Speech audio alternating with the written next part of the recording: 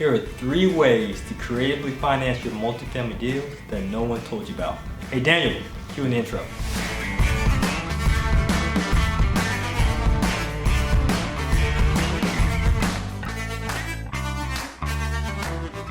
Hey, what's going on, friend? You investor, you. Welcome to the YouTube channel. So in this YouTube channel, we typically touch on things such as personal finance, creative financing, as well as multi-unit investing. So if you want to receive more content like this, then all you got to do is hit that like button and subscribe, so that way the algorithm can do its job. All right, so without further ado, let's get into the topic.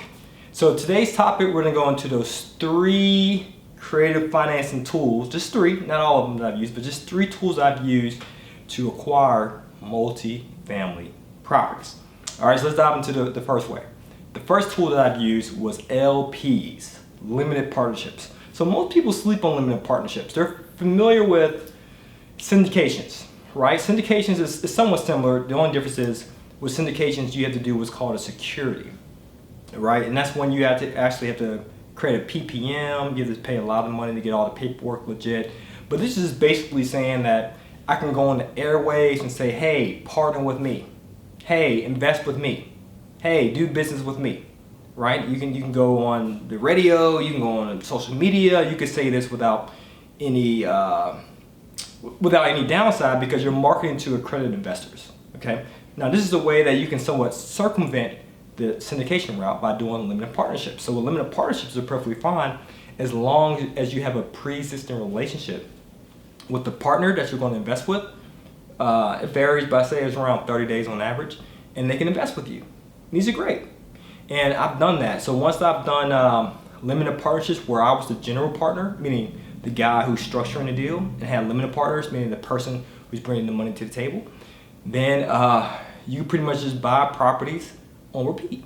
Now that's a really great way of creatively financing the deals, where the mortgage still covers 80%, and you can have your partners actually qualify for the mortgage, bring the down payment to the table, and the whole 9 yards. Again, but the only difference is you're the general partner, so that means that you call the shots. And your partner, your limited partner, is only limited to their capital invested. So hence the term limited partnership, meaning when things hit the wall, right, of course you'll be accountable for being a general partner, but your limited partners won't, okay? So there's pros and cons to any creative financing strategy you use, right? You just gotta pick your poison and see which one works best for your investment strategy.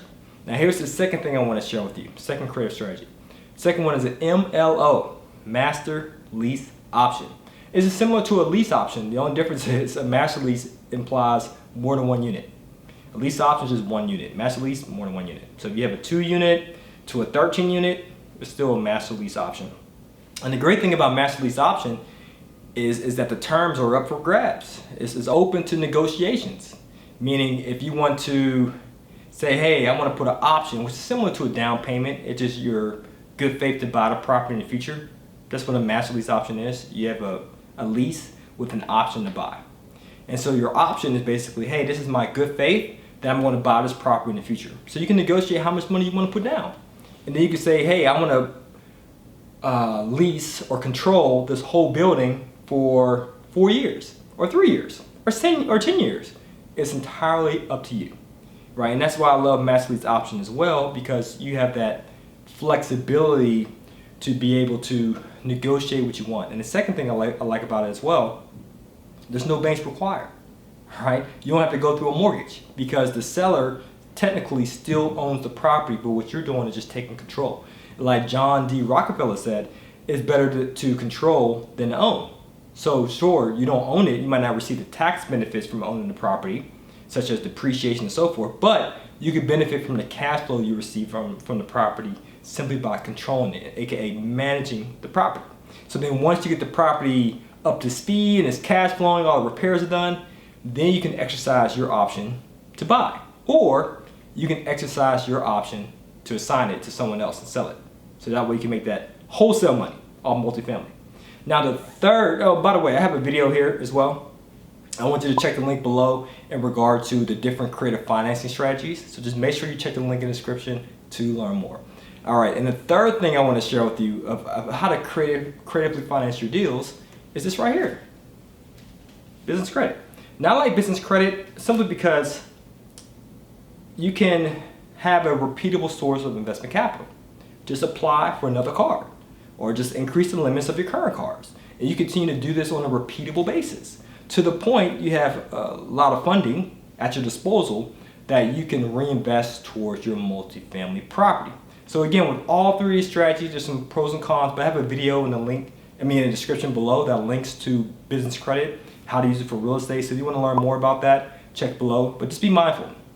When using creative financing, you got to make sure you use it correctly. It's similar to a knife, right? When you have a knife, depending on how it's used, can either kill life or save life. For instance, if a person uses a knife haphazardly, they can potentially take life. They can kill somebody or kill their deal, in other words. So if you're using debt or creative financing, you're using it haphazardly without proper training, you can potentially kill your deal.